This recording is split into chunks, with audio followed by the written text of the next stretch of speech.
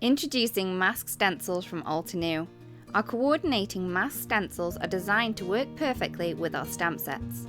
These handy mask stencils are made from thinner material than our regular stencils, so you can easily stamp over them or use them with your favourite mediums just as you would our regular stencils.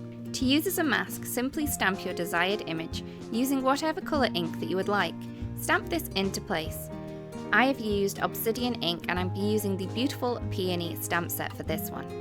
Once that's done, then take the coordinating mask stencil and place over the image. You may need to require a little bit of repositionable adhesive. I'm just using our tape glue runner and just taking a little of the stick off with my finger. I'm going to pop that directly over the image. I'm then going to take the second image I want to look like it's coming from behind the image, and I'm going to stamp this directly over the top of the mask stencil.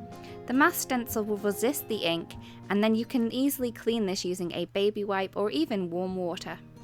Once that's done, you can see that the image now looks like it's from behind. You can use the negative part of the stencil to easily add colour to your stamped images.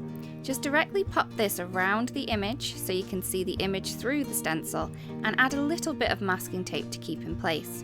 Then you can use your ink sprays to add colour or even use a little bit of ink to do some ink blending. This is a really quick and easy way to add colour to all of your stamped images. Once you are happy with the amount of colour that you have on your stamped image, all you need to do is simply remove the mask stencil and clean it. We do recommend that you store the stencils nice and flat and out of the way of direct heat and sunlight. All of our mask stencils are high quality and made in the USA.